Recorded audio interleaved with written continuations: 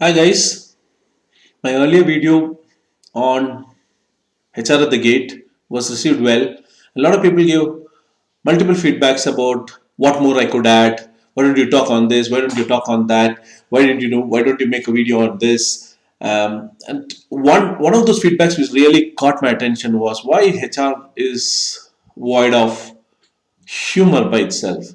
Why there's no fun? When those people propagate fun, happiness on the job, being lively on the job, why is that HR themselves lack humor while they work?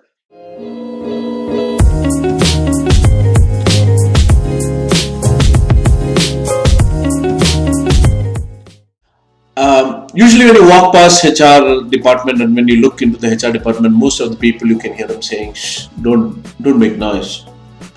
Let's not make noise. Laugh slowly."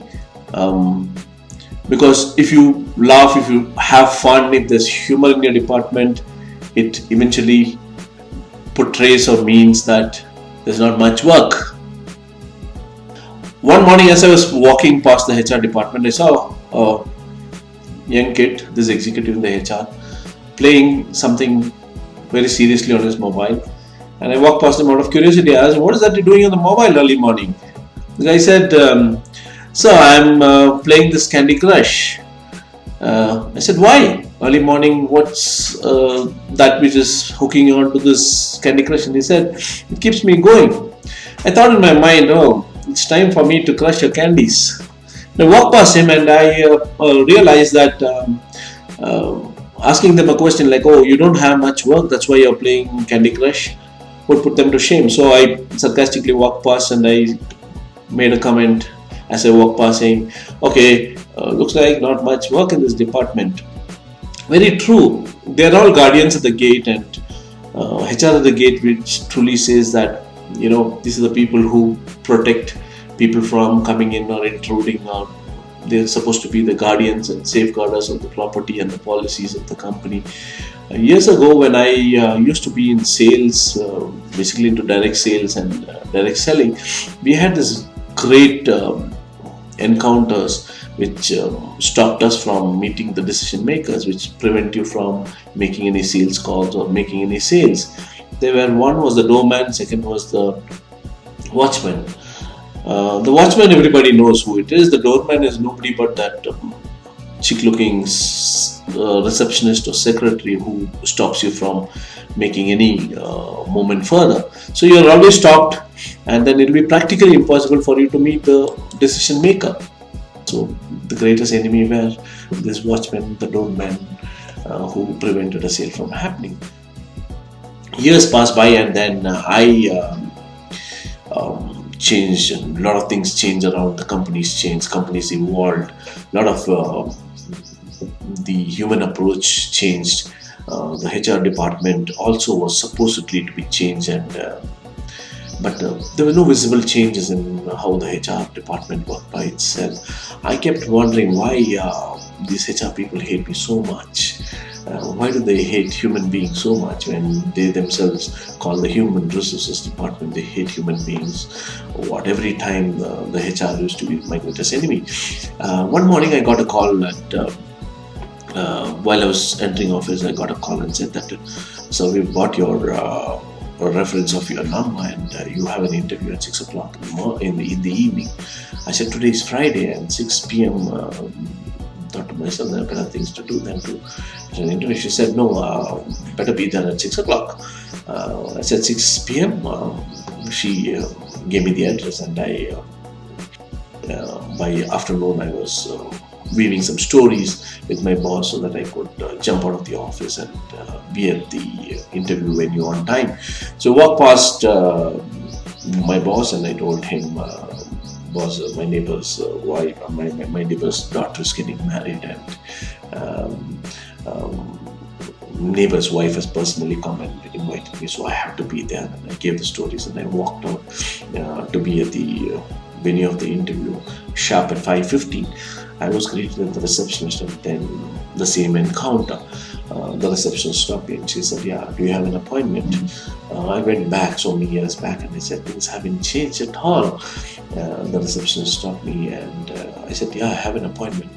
She said, "Whom are we come to meet?" I said, "I'm supposed to meet somebody in the HR department." She asked me, "Is it an interview?" I said, "Yes, it's an interview at 6 p.m. And she said, "Why do you come so early? It's only 5:15. So she said, "Okay, you could wait." I turned around and I see there's not a single chair in the lounge to wait, and the receptionist is sitting with only a chair at the behind the desk, and there's nothing else. There's no visitor place to sit at all. So she said, "Can you go back and come back at around 5:45?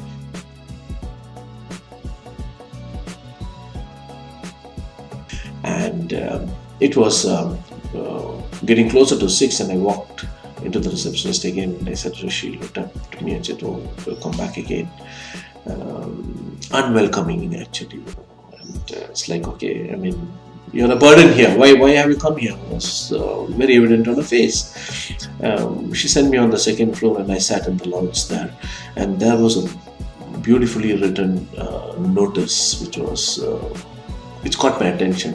It said that if you are waiting here more than 10 minutes, you could call the undersigned on this number. And it was the mobile number of the CEO which was given. I dare not call them, and if I needed the job. So I kept silence, and I waited for another 15 minutes, and at 6:15 somebody called me, and it became very evident that I have been waiting for such a long time. Have you guys ever wondered why HR behaves the way they behave? They behave that way because they're supposed to behave that way. Do they have humor in them? No way. Humor? No way. Because it's a serious job. HR is a serious job, and HR is always supposed to be busy. HR is supposed to be busy doing nothing.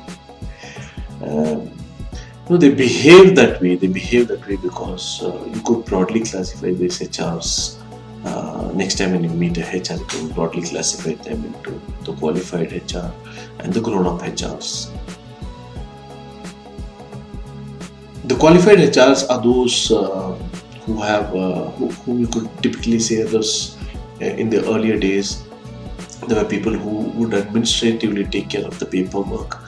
There were those miniskirt, aged aunties, the English-speaking mommies who would do meticulously the administrative work, and they were the motherly kind of people, or the sisterly kind, supposed to be emotionally caring, and whenever you wanted a shoulder to cry on, you could go and you could crib to them and cry, and they were ever willing to listen to you.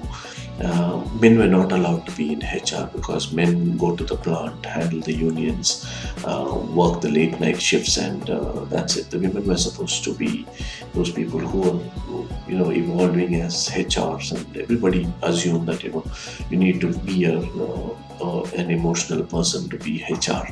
So some men thought differently, and then they qualified themselves to be HRs. And they said that HR is also for men. Qualified HRs. Does qualification make you a HR? Yes, qualification does. Then you'll continue to meet the kind of HRs because education really cannot make a HR. If you say the answer is, does education really make a HR? And if your answer is no, and yet they become HRs, then you'll still continue to meet the kind of people you meet in HR. I see a lot of people who say that, I used to be, I'm the HR manager now.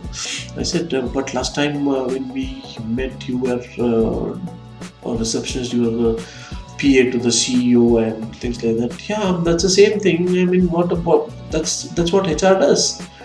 How demeaning it could be to HR to say that, okay, I was a receptionist and now I'm a HR manager. That's all is the job profile. That's all is the job. Does it mean that's the job content of HR?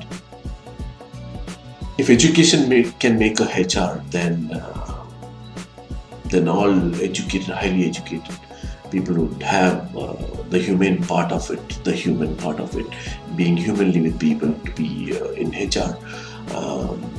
And now they say that I'm a HR manager now. I grew from the post of a receptionist. I was an office boy and I became a HR manager. And it continues to be that way, and that's one of the reasons why people lack the humor in the HR department. Anybody and everybody can these days become a HR, because tell me one person in your company who has not interviewed people. You continue to interview people. Interviewing is easy job. Anybody can interview. 3 things which are very, very common and which people assume that they can do well is: one is parenting, second is driving, and third is being a HR person or interviewing people. Even the Bahadur, the Kate, used to interview people, used to screen people, so he's also part of the HR department. Rosemary, a receptionist, has been interviewing so many people, so Rosemary also is a very good HR manager, since she interviews and maintains all the records, the books, and she processes the salary. She is a very good and efficient HR. She wears good clothes, of course, and she has this big heart that calls the HR people. Person with a big heart is always good in the HR departments, and she's promoted as HR manager.